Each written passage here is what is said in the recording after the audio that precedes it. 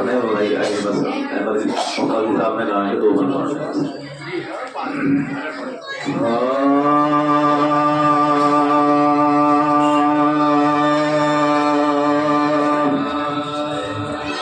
آج شبیر پر کیا عالم تنہائی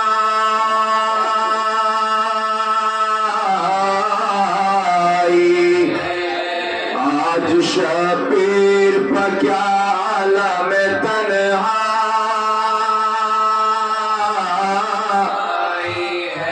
ظلم کی چاند پر زہرا کے گھٹا چھا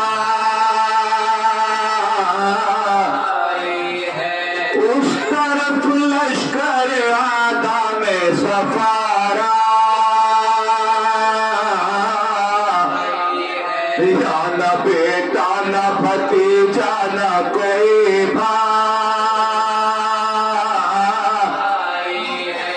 یا نہ بیٹا نہ بھتیجا نہ کوئی بھائی برچھیاں کھاتے چلے آتے ہیں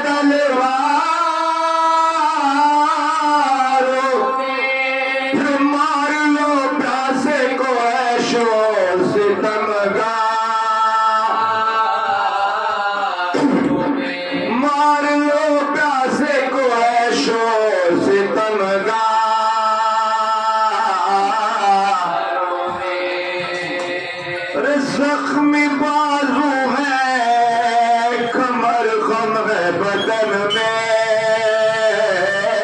نہیں تھا ڈگمگانے میں نکل جاتی ہے قدموں پیاس کا غلبہ ہے لب خشک ہے آنکھیں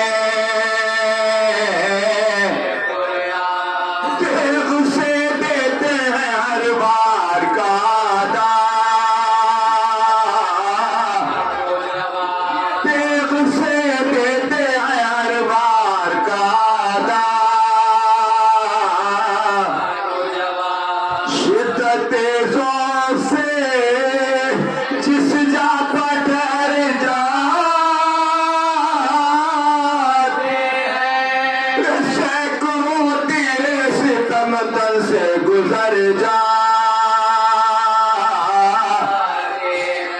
پرچھیا کر کوئی سینے پہ لگا جا مارتا ہے کوئی نیزہ تو غشا جا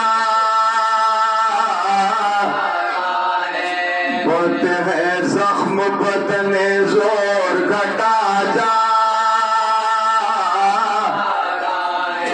بند آنکھیں ہیں سر پاک جھکا جا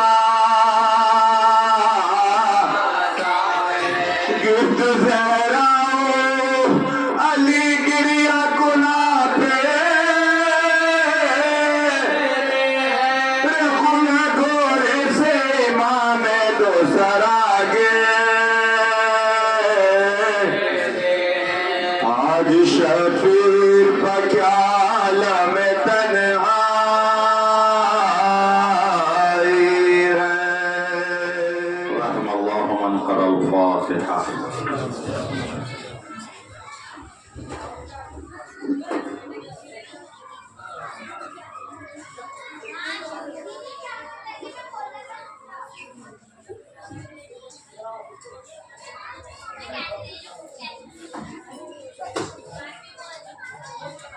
لا حول ولا قوة إلا بالله العلي العظيم أعوذ بالله من الشيطان اللعين الرجيم بسم الله الرحمن الرحيم الحمد لله رب العالمين الصلاة والسلام على أشرف الأنبياء والمرسلين محبوب رب المشرقين والمغربين جد الحسن والحسين أبي القاسم محمد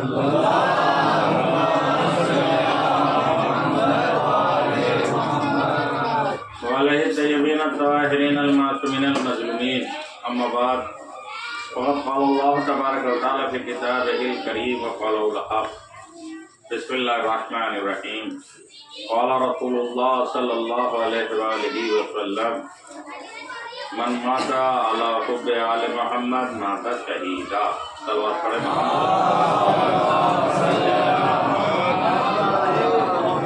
ایک مرتبہ سورہ الحمد اور 3 مرتبہ سورہ فل کی تلاوت فرما کر مرحوم و مغفور جناب علی احمد ابن جناب مولانا علی نقی نبی حسین صاحب کی روح کا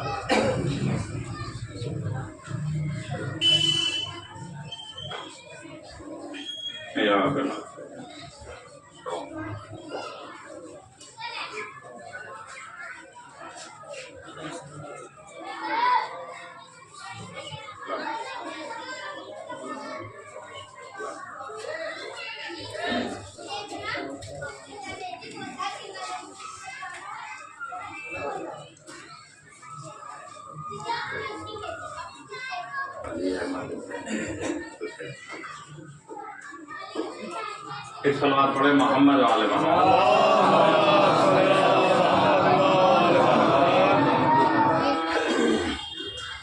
جو بھی اہل بیت کی محبت میں اس دنیا سے چلا جائے اس کی موت نہیں ہے بلکہ وہ شہید ہے. شہید مرتا نہیں ہے بلکہ شہید زندہ رہتا ہے.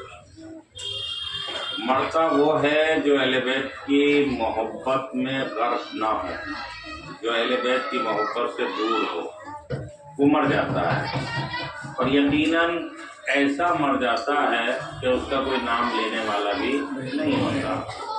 یہ اہل بیت کے چاہنے والوں کو شرف حاصل ہے، یہ کمال حاصل ہے کہ اگر ہمارا کوئی بھی شخص دنیا سے جاتا ہے اہل بیت کی محبت میں تو ہم فرش عزا بچھا کے اس بات کو ثابت کرتے ہیں کہ دیکھو ہمارا مرنے والا مرا نہیں ہے بلکہ ان کے غم سے منسلک ہو گیا، ان لوگوں سے منسلک ہو گیا جو کبھی مرنے والے نہیں ہیں، جو کبھی مرنے والے نہیں ہیں. قیامت تک بھی وہ زندہ رہیں گے. کیوں؟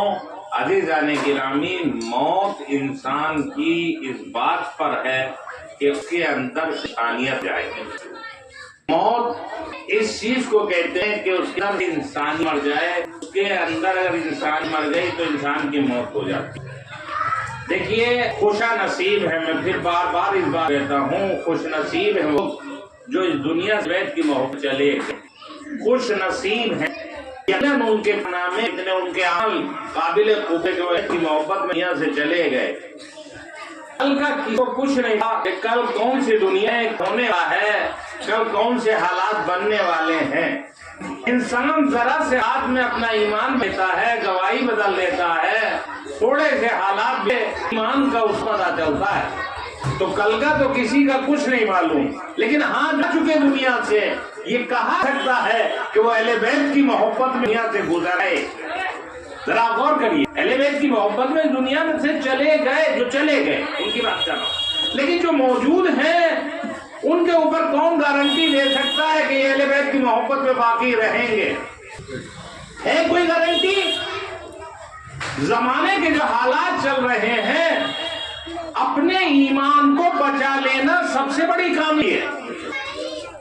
اور پیغمبر اکرم نے کہا تھا کہ ایک زمانہ آئے گا کہ ان کے اس دور میں، یعنی یہی زمانہ ہے کہ اس کی 2 رکعت پڑھی گئی نماز، اس دور کے جو پیغمبر کے سامنے اصحاب تھے، پیغمبر کے جو اصحاب تھے ان کی 100 رکعت نماز اور اس دور کے مومن کی 2 رکعت نماز برابر ہے.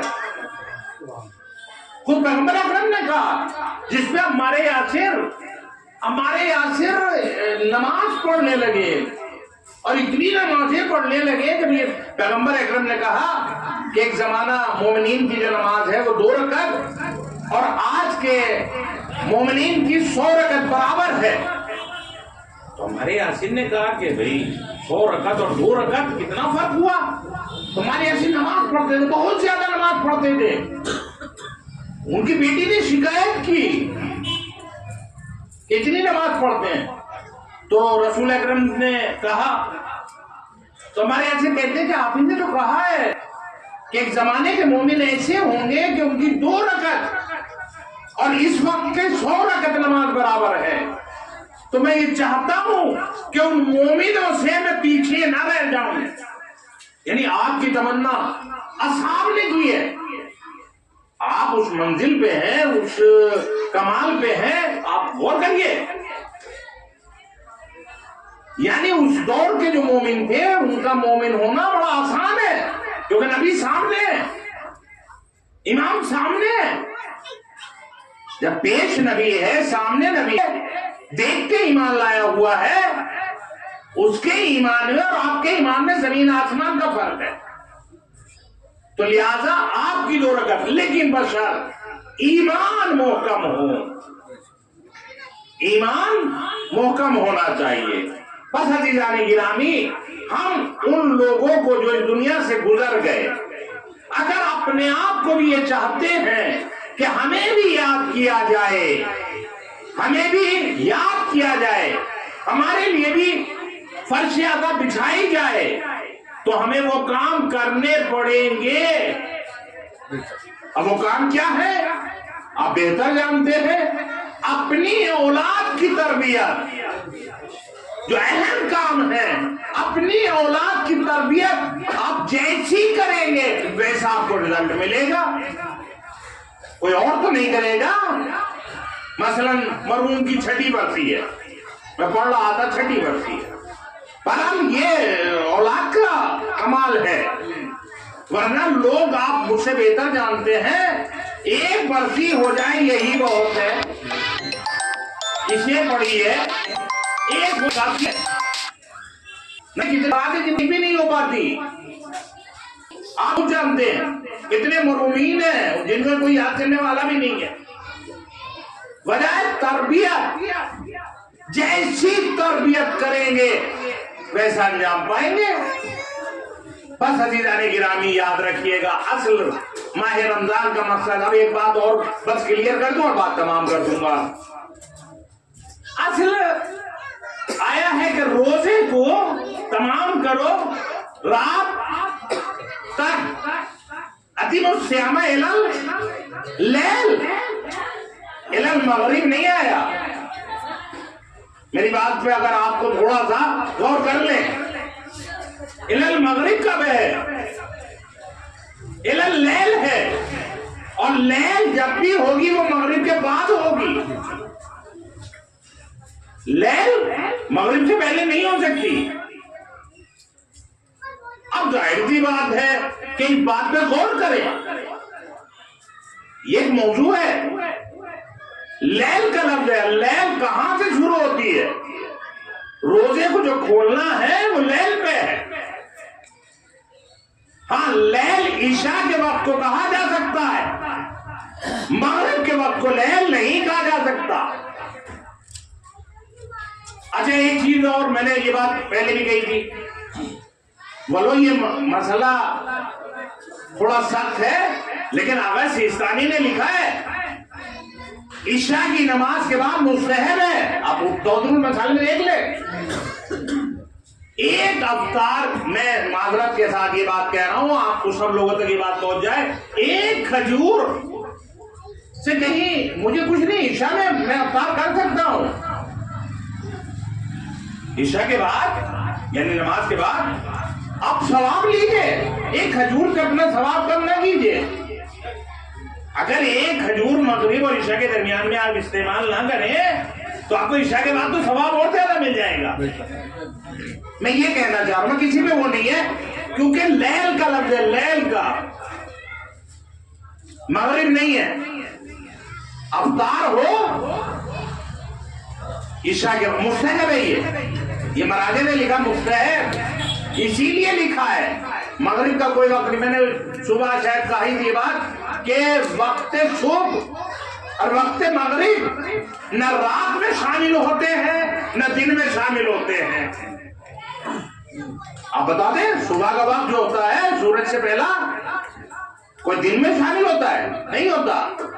یہ 2 وقت ایسے ہیں جو نہ رات میں شامل ہے نہ دن میں شامل ہے. لہذا افطار جو ہمیں کرنا ہے وہ رات کا لفظ ہے، ابتدائے رات تک، یعنی ابتدا جہاں سے ابتدا ہو جائے رات۔ بہرحال عزیزان گرامی، مختصر یہ ہے کہ ماہ رمضان ہماری تربیت کا مہینہ ہے، تربیت کا مہینہ ہے، اسی کے ساتھ عبادت کا مہینہ ہے۔ تربیت ہے تو عبادت ہوگی، تربیت ہوگی تو عبادت ہوگی، بغیر تربیت کے عبادت نہیں ہو سکتی۔ اس لیے کہ اگر بغیر تربیت کے عبادت ہوگی تو وہ عادت تو ہوگی، عبادت نہیں ہوگی۔ مولا کائنات جو ایک شب میں 1000 رکعت نماز پڑھتے تھے، ایک شب میں 1000 رکعت، لیکن پیغمبر کے حکم کے مطابق جب شب ہجرت کہا تو علی سو گئے، علی سو گئے۔ غور کریے، پوری رات عبادت کرنے والا شخص پیغمبر کے کہنے پہ سو کیسے گیا؟ جس کی عادت جاگنے کی ہو گئی وہ سو کیسے گیا؟ آپ جاگ کے دیکھ لیجئے، کوئی شخص بھی اتنے لوگوں میں جاگ کے دیکھ لے، 8-10 دن جاگے اور پھر رات کو سو کے دیکھ لے، تو جاگنے والا شخص سو نہیں سکتا اور سونے والے سے جاگا نہیں جاتا۔ علی سو گئے۔ مولا کائنات نے پوری دنیا کو بتایا کہ یاد رکھنا، جس پیغمبر کے حکم سے جاگا کرتا تھا اسی پیغمبر کے حکم پہ سو گیا۔ اسی پیغمبر نے جو حکم دیا یہی تو عبادت ہے، یہی تو اطاعت ہے۔ عبادت کس چیز کا نام ہے؟ جس کا شریعت حکم دے اسے انجام دے دو، جس سے شریعت روکے اس سے رک جاؤ، اس کو کہتے ہیں عبادت۔ جس کام کے لیے بھی اپنی رضایت نہیں، میرا دل چاہتا ہے، میری مرضی ہے، مجھے لذت چاہیے، اس کا نام عبادت نہیں ہے۔ تبھی مولا کائنات نے کہا علی نہ تو جنت کے لالچ میں عبادت کرتا ہے اور نہ ہی جہنم کے خوف میں عبادت کرتا ہے۔ جبکہ کون شخص ہے جو جنت کے لالچ میں کام نہیں کرتا ہے؟ کوئی اگر ہم میں سے ہو تو کوئی بتا دے۔ تمام امور ہمارے جنت کی خاطر، لیکن جنت نے ایسے لوگوں کو تمنا کی ہے جس میں سلمان ہے، جس میں ابو ذر ہے، جس میں مقداد ہے۔ جنت نے تمنا کی ہے، جنت نے کہا ہے مجھے یہ لوگ چاہیے۔ کیوں؟ کمال کیا ہے مقداد کا؟ کیا کمال ہے ابو ذر کا؟ کیا کمال ہے سلمان کا؟ فارس کا رہنے والا سلمان، اب آپ پوری تاریخ میں نہیں جانا مجھے، فارس کے رہنے والے ابو ذر، مقداد، اگر آپ ان کی تاریخ اٹھا کے دیکھیں گے، کمال یہ ہے اطاعت میں انہوں نے اپنے اوپر اتنا اطاعت ایسی تھی کہ جو آقا کا حکم تھا اس کو مانا۔ کبھی یہ نہیں کہ آقا کے حکم کے خلاف گئے، مولا کے حکم کے خلاف گئے، کبھی خلاف ورزی نہیں۔ ظاہر سی بات ہے اطاعت کرتے چلے گئے، بلندی پہ پہنچتے چلے گئے۔ ہمیں بھی اگر اطاعت دین کی کرنی پڑے، کر کے دیکھیں تو بلندی خود بخود ملے گی۔ لیکن عزیزان گرامی، بغاوت سے آدمی کو ذلت تو ملتی ہے، بلندی نہیں ملتی۔ نام نہاد مسلمانوں نے، یزید کا باپ بھی نام نہاد مسلمان تھا، اس کا دادا بھی نام نہاد مسلمان تھا۔ اس نے چاہا کہ بغاوت کر کے دین سے بغاوت کر کے اپنے آپ کو، حکومت کو بچا لے۔ کیا بچا پایا؟ کیا اس نے بچایا؟ تمام حکومتیں شریعت کا سہارا لے کر آگے بڑھتی ہیں، میری بات یاد رکھیے گا۔ ہر حکومت دنیا کی، کوئی حکومت ایسی نہیں ہے جو بغیر دین کے چلتی ہو۔ آپ کہیں گے مولانا شریعت اور دین کیا مطلب، حکومت کیا مطلب؟ حکومت چلتی ہے دین کے ذریعے سے، بغیر دین کے حکومت نہیں چل سکتی، دعوے کے ساتھ کہہ رہا ہوں۔ یہ الگ بات ہے کچھ درباری لوگ بک جاتے ہیں، حکومت آگے نہیں بڑھ سکتی جب تک وہ دین کے ذمہ داروں کو اور ٹھیکیداروں کو نہ خریدے۔ دعوے کے ساتھ کہہ رہا ہوں، کوئی حکومت آگے نہیں بڑھ سکتی، کوئی بھی حکومت دنیا کی آگے نہیں بڑھ سکتی جب تک وہ دین کے ذمہ دار اور ٹھیکیداروں کو نہ خرید لے۔ کہیں کی حکومت ہو، یہ الگ بات ہے کہ دکھائی نہیں دیتا ہو، بک جاتے ہیں لوگ، اور جب بک جاتے ہیں تو پھر مسائل اختلاف کے بیان ہونے لگتے ہیں، پھر وہ شریعت کے نہیں ہوتے، وہ حکومت کے ہوتے ہیں۔ شریعت کے مسائل اور حکومت کے مسائل میں فرق یہی آتا ہے کہ جب دولت کا نمائندہ، حکومت کا نمائندہ شریعت کی زبان بول کے مسائل بیان کرنے لگے تب مشکل آتی ہے۔ اور ہوتا ہے یہ تمام چیزیں، اگر آپ تھوڑا سا پڑھیں گے دیکھیں گے، یہ سب چیزیں ہوتی ہیں، حکومت خریدتی ہے، باقاعدہ خرید، ہر مذہب کے لوگوں کی بات کر رہا ہوں، کسی ایک مسلک کے لوگوں کی بات نہیں کر رہا ہوں۔ اور حکومت کبھی بھی جو بھی کام کرے گی، کہیں کی حکومت بھی، وہ اس قوم کے ذمہ داروں سے بات کر کے کام کرتی ہے، خود حکومت کام نہیں کرتی، اتنی ہمت نہیں ہوتی، حکومت بڑی کمزور ہوتی ہے۔ حکومت میں آپ نے دیکھا ہوگا، ہر دور کی ہر جگہ کی بات کر رہا ہوں، کسی ایک جگہ کی نہیں، حکومت میں آپ نے دیکھا ہوگا منتری ودھایک جو بھی ہاتھ جوڑتا پھرتا ہے، کیوں اتنا مضبوط ہو جاتا ہے؟ وجہ کیا ہوتی ہے؟ جو کل تک ہاتھ جوڑ رہا تھا، پیر پکڑ رہا تھا، وہ مضبوط نہیں ہے، وجہ یہ ہے کہ اس کو ہم مضبوط بنا دیتے ہیں۔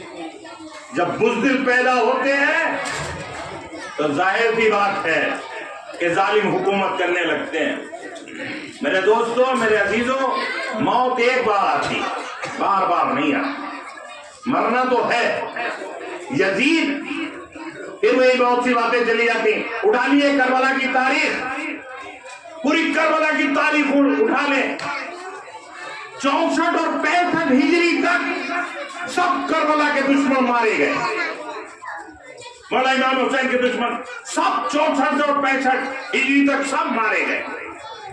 اب آپ بتائیے 3 اور 4 سال کے لیے معصوم کو قتل کر دیا گیا، 3 سال 64 اور 65 ہجری تک تمام کربلا کے جتنے بھی امام حسین کے دشمن تھے، جو کربلا میں تھے، دشمن اہل بیت، سب مارے گئے۔ اب آپ بتائیے 3 سال کے لیے دین سے بغاوت، معصوم کا قتل، یہ ہوتا ہے دنیا والوں کا، یہ دنیا والوں کا رزلٹ ہے۔ یاد رکھیے گا 3 سال 4 سال زیادہ سے زیادہ۔ اب دیکھ لیے پوری تاریخ اٹھا لیجیے، کیا یزید بچا؟ کیا اگر وہ اس طرح سے بیعت کا سوال نہ کرتا، 3 سال کے اندر ہی ختم حکومت، کیا ملا؟ اور لعنت قیامت تک کے لیے۔ بس عزیزان گرامی، ماضی ہمارا مستقبل سدھارتا ہے، بس اتنا کہنے کا مقصد ہے۔ یہ مجلس ہے ہمارا مستقبل سدھارتی ہے، کل ہمیں کیسا ہونا ہے، ماضی سے درس لے لے، مستقبل کو سدھار لے۔ جو ماضی والوں کے ساتھ ہوا ہے، جیسا انہوں نے کیا ہے اس کا رزلٹ ملا، ایسے ہی ہمارے ساتھ ہے، جو ہم کریں گے اس کا ہمیں رزلٹ ملے گا۔ اگر ہم نے اچھی اولاد چھوڑی ہے تو ہمیں اس کا رزلٹ ملے گا، اگر ہم نے اچھا وارث چھوڑا ہے تو اس کا رزلٹ ملے گا، اچھا وارث نہیں چھوڑا ہے تو اس کا رزلٹ نہیں ملے گا۔ بس عزیزان محترم، ابھی آپ نے مرثیے میں ایک ایسا مصرع سنا، وہ الگ بات ہے، اس کی ابتدا وہیں سے ہوئی تھی۔ مصائب کا سب سے بڑا المیہ یہ ہے کہ اگر غور کر لیں تو پہاڑ ہے، اگر غور نہ کریں، تصور نہ کریں، کچھ بھی نہیں۔ جب مرثیہ کا پہلا مصرع اگر اس پہ آپ ایک بار ذرا سا تصور کر لیجیے، فقط تصور کر لیجیے اور کچھ نہیں، جو پڑھا گیا آج شبیر پہ کیا عالم تنہائی، اسے آپ جتنی مرتبہ سنیں گے، غور کریں گے، فکر کریں گے، چیخیں نکلنے لگیں گی زبان سے، اس لیے کہ مولا حسین کی منزلت کو جو جانتے تھے، مولا حسین کی کیا منزلت ہے؟ صاحب شریعت کا وارث ہے حسین، انبیاء کے وارث ہے حسین، انبیاء کے، آدم کے، نوح کے، موسیٰ کے، عیسیٰ کے وارث ہے، وارث، وراثت ہے۔ 1,24,000 انبیاء کا جو وارث ہو حسین، سوچئے ذرا، اس کے اوپر اتنی مظلومیت کا وقت آیا کہ آج شبیر پہ کیا عالم تنہائی ہے۔ نواب علی شیفتہ نے جب یہ مصرع سنا، نواب علی شیفتہ ایک شاعر تھے، مشہور شاعر تھے، نواب علی شیفتہ نے میر انیس کے اس مصرے کو سننے کے بعد فقط مصرع، پورا کلام نہیں، فقط مصرع پڑھا، آج شبیر پہ کیا عالم تنہائی ہے۔ تو انہوں نے لکھا کہ میر انیس میرا پورا دیوان لے لیں، پوری زندگی کی شاعری لے لیں مجھ سے، ایک مصرع میرے نام سے منسوب کر دیں گے۔ آج شبیر پہ کیا عالم تنہائی ہے، نواب علی کے نام سے یہ مصرع نواب علی شیفتہ کے نام سے منسوب ہو جائے، پوری شاعری میری لے لیں، اس لیے کہ پوری کربلا ہے، خدا کی قسم یہ مصرع پوری کربلا ہے۔ آج شبیر پہ کیا عالم تنہائی ہے، ظلم کی چاند پہ زہرا کے گھٹا چھائی ہے، اس طرف لشکر آدم سفارائی ہے، یہاں نہ بیٹا نہ بھتیجا نہ کوئی بھائی ہے، بچیاں کھاتے چلے جاتے ہیں تلواروں میں، مار لو پیاسے کو ہے شور، ستمگاروں میں عزاداروں، ذرا یاد رکھیے گا مولا حسین، ارے علی اکبر تھے، مولا حسین کو تنہائی کا احساس نہ ہوا، لیکن جب عزاداروں، ارے وقت عصر مولا حسین نے ایک مرتبہ دانی طرف دیکھا، بائیں طرف دیکھا، اور ایک ہی جملہ کا، اے نا علی اکبر، اے نا عباس، اے نا قاسم، اے میرے لال قاسم تم کہاں ہو، اکبر تم کہاں ہو؟ پھر کہتے تھے ظالموں کی طرف دیکھ کر، تم نے میرے اکبر کو مار ڈالا، تم نے میرے اصغر کو مار ڈالا، تم نے میرے قاسم کو پامال کر دیا۔ ارے حسین آگے بڑھتے تھے، لیکن عزادارو مولا حسین نے مشیت پروردگار کی خاطر ہر قدم آگے بڑھایا، ایک آواز آئی، اے حسین، لاشوں پہ لاشیں لا چکے، بس اے حسین بس، زخموں پہ زخم کھا چکے، بس اے حسین بس، ہم تم کو آزما چکے، بس اے حسین بس، ارے کچھ امتحان چھوڑ دو سجاد کے لیے، ارے سر کو جھکا دو خنجر بیداد کے لیے، کچھ امتحان چھوڑ دو سجاد کے لیے۔ عزادارو مولا نے تلوار رکھی، بھاگی ہوئی فوجیں سمٹ آئی، ارے جس کے پاس کچھ نہ تھا وہ حسین کی طرف پتھر پھینکتا تھا، ارے مظلوم امام گھوڑے پہ سنبھل نہ سکے، ارے زمین پہ آنا چاہتے تھے لیکن مولا زمین پہ نہ آئے۔ عزادارو فاطمہ کا لال زمین پہ نہ آ سکا، اس لیے کہ اتنے تیر تھے، لاشا معلق تھا، شمر کا خنجر چلا، نہر فرات کا پانی ارے اچھلنے لگا، سورج کو گہر لگنے لگا، آواز غیبی آئی، الا قتل الحسین بکربلا،